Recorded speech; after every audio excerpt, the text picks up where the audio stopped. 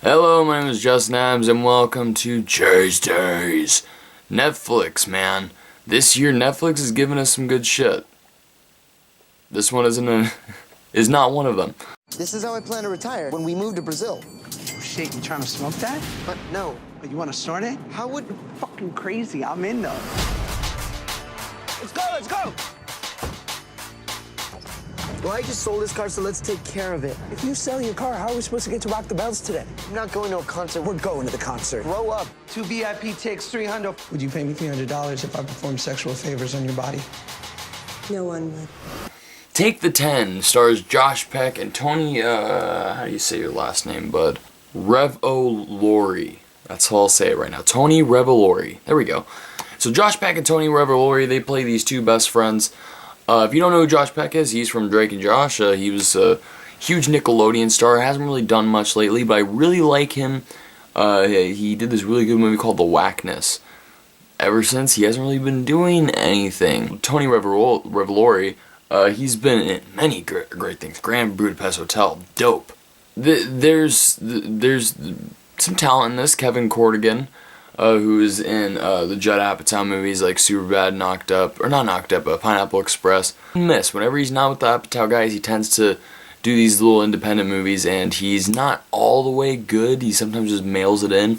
This is definitely one of the times where he mails it in. This movie also stars Chester Tam, and it's also written and directed by that man.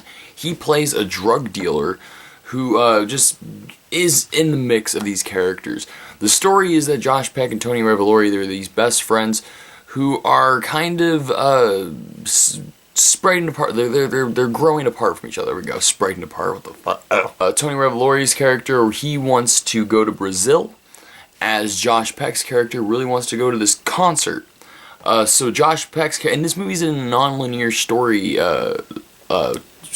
This movie has a non-linear storyline. There we go. It's out of order, and I like that aspect. And I like the first two little vignettes that they had. But wow, this movie's lame. Yo, you calling me about tickets? Yo, last two I got, man. Fine, let's go. Yo, whoa, okay. Okay, we get it. Don't be homophobic.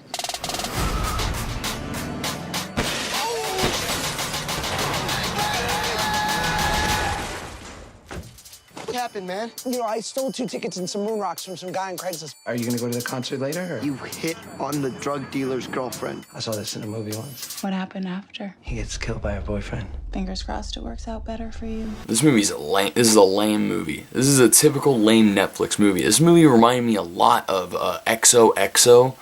If you didn't see my review of that, check it out. If you didn't see the movie, don't check that out. The movie reminded me of that. It's not as bad as XOXO. XOXO is really, really fucking horrible. This movie, I can see people liking it. I can see people enjoying it. But me, I just couldn't. It was just too stupid after a while. Just way too stupid after a while.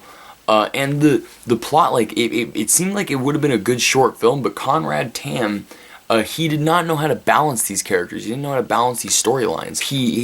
If he focused more on a character, each vignette, each like little story, if he just focused on one character, or if he had like a certain purpose for each of the vignettes, but really none of them have a purpose. The first two do.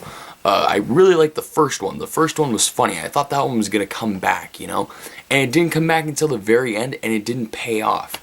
It was just like one of those things where Conrad Tam, I could tell, was like, oh shit, whatever. And also Conrad Tam is the worst part of this movie. Also, his character isn't all that exciting, and his performance is really bad, like really laughably bad. There's this part where his girlfriend smacks him across the face, and his reaction to it is just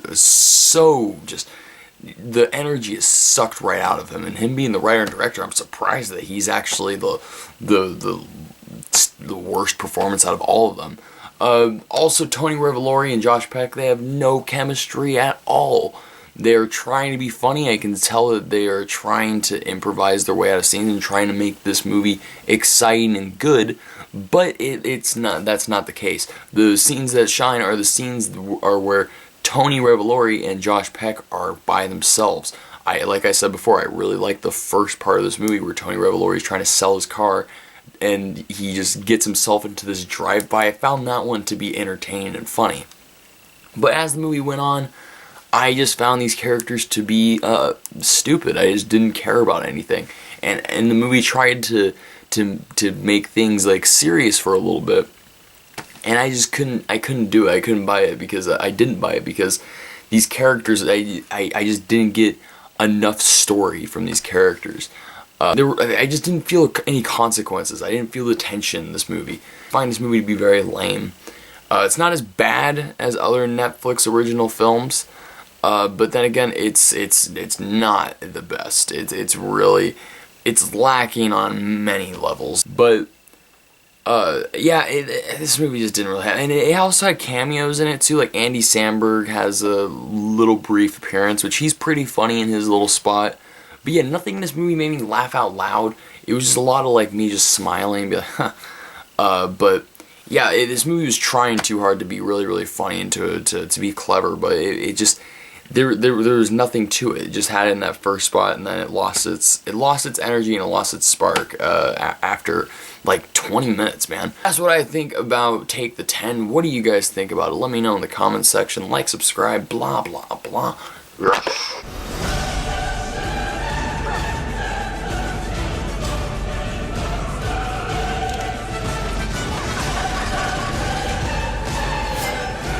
Only 2% of people who get stuck up in robberies actually get shot.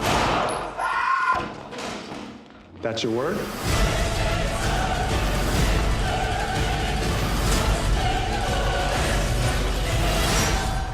Brazilian is my favorite porn search word before drunk and amateur. Yeah, I don't know what it is about amateur, but I like it a lot. I think it's just more authentic. It's like if you're gonna sell me something, do it with integrity. 100%.